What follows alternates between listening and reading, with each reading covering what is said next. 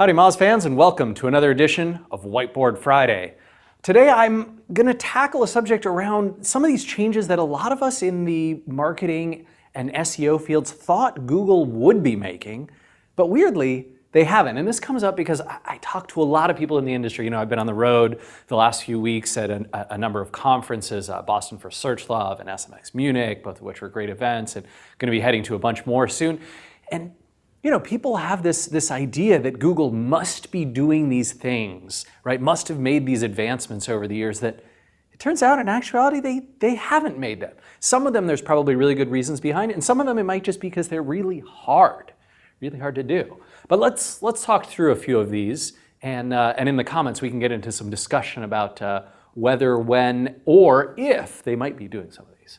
So number one, a lot of people in the SEO field, and even outside the field, think that it must be the case that if links really matter for SEO, that on-topic links matter more than off-topic links. So for example, if I'm linking to two websites here about gardening resources, right, A and B, both about gardening resources, and one of those comes from a botany site, and the other one comes from a site about mobile gaming, well, all other things being true, it must be that the one about botany is going to provide a stronger link, right? That's just got to be the case. And yet, we cannot seem to prove this. There doesn't seem to be data behind it or to support it. And anyone who's analyzed this problem in depth, which a number of SEOs have over the years, so a lot of people who are very advanced, right, have gone through the process of classifying links and all this kind of stuff, seem to come to the same conclusion, which is, you know, Google seems to really think about links in a more subject, context, agnostic perspective. And I think this might be one of those times where they have the technology to do it, they just don't want to. My guess is what they found is if they bias to these sorts of things, they get a very insular view on what's kind of popular and important on the web. And if they have this more broad view, they can actually get better results, right? It turns out that maybe it is the case that the gardening resources site that botanists love is not the one with mass appeal, is not the one that everyone's going to find useful and valuable, and isn't representing the entirety of what the web thinks about who should be ranking for gardening resources. And so they've kind of biased against this. That is my guess, but from every observable input we've ever been able to run, every test I've ever seen from anybody else, it seems to be the case that if there's any bias, it's extremely slight, almost unnoticeable. Fascinating. Number two, I'm actually in this camp. I still think that someday it's coming, that anchor text influence will eventually decline.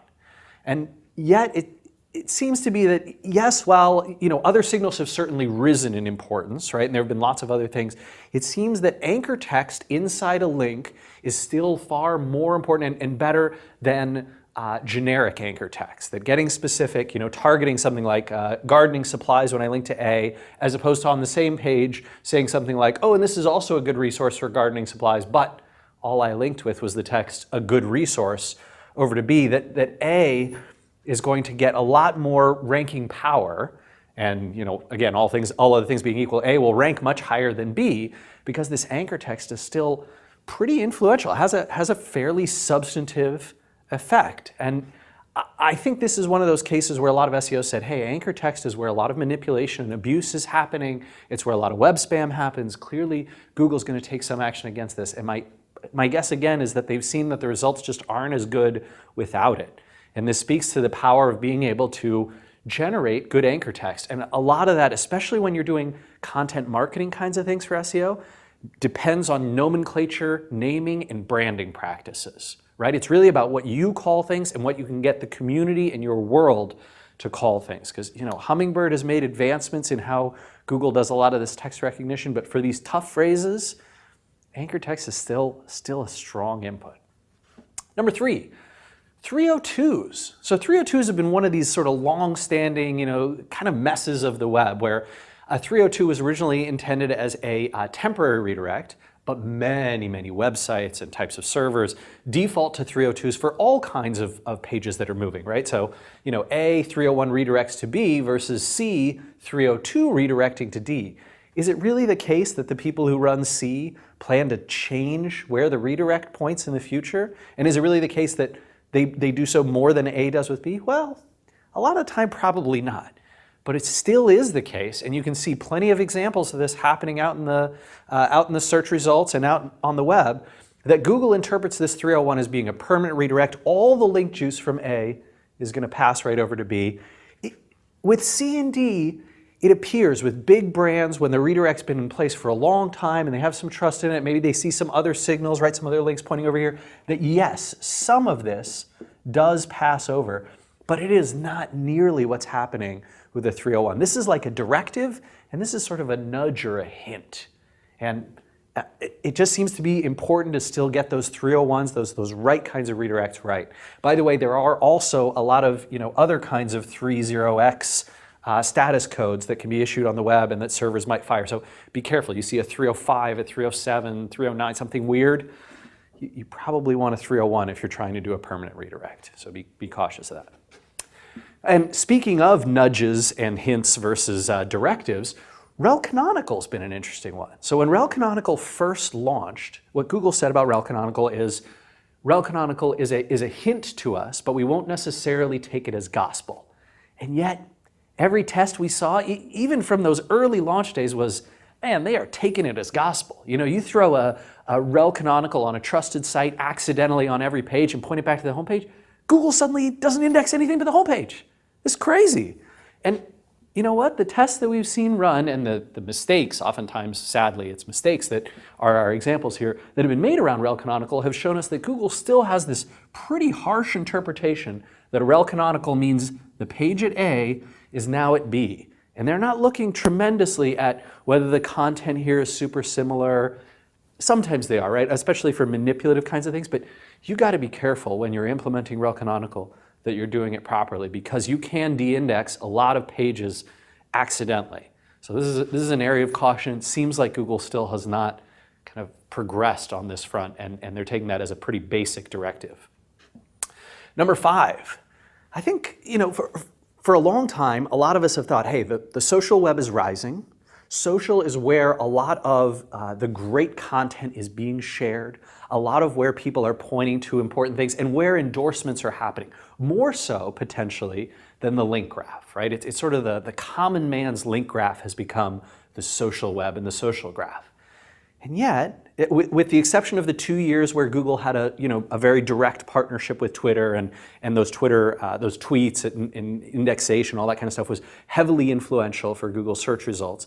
Since that partnership broke up, we haven't seen that again from Google. They've actually sort of backtracked on social, and they've kind of said, hey, tweets, Facebook shares, likes, that kind of stuff, it doesn't directly impact rankings for everyone. And Google Plus being sort of an exception, especially in the personalized results.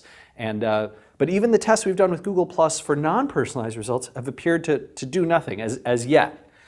And so these shares that are happening all over social, I think what's really happening here is that Google is taking a look and saying, hey, yes, lots of social sharing is going on.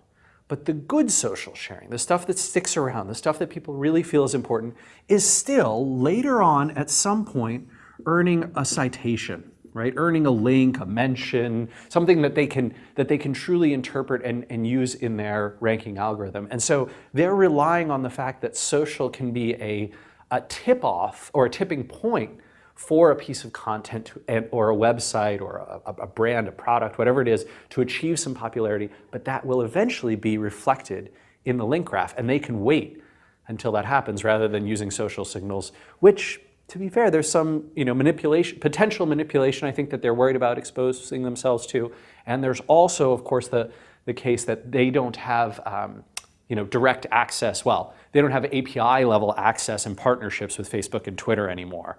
And so that could be causing some of that too. Number 6, last one. I think a lot of us felt like, as Google was cleaning up web spam, right? For a long time, they talked about cleaning up web spam from 06, 07 to about 2011, 2012, it was pretty sketchy, right? It was tough. And when they did start cleaning up web spam, I think a lot of us thought, well, eventually they're going to get to PPC too. I don't mean pay per click. I mean porn, pills, and casino. But it turns out, as Matt Brown from Moz wisely and recently pointed out in his Search Love presentation in Boston, that yes, if you look at the search results around these categories, whatever it is, buy Cialis online, Texas Hold'em, no limit poker, removed for content, because Whiteboard Friday is family friendly, folks. Whatever the searches that you're performing in these spheres, this is actually kind of the early warning SERPs of the SEO world. And you can see a lot of the changes that Google's making around spam and authority and signal interpretation. One of the most interesting ones that you probably observed if you study this space is a lot of those hacked edu pages or barnacle SEO that was happening on subdomains of more trusted sites that had gotten a bunch of links, that kind of stuff. That is ending a little bit. And we're seeing a little bit more of the rise again of the exact match domains and some of the affiliate sites and getting links from more creative places, because it does seem like Google's gotten quite a bit better at which links they consider and in how they judge the authoritativeness of pages that might be hanging on or clinging on to a domain but aren't well linked to internally on some of those more trusted sites. So that said, I'm looking forward to some fascinating comments. I'm sure we're going to have some great discussions around these, and we will see you again next week for another edition of Whiteboard Friday. Take care.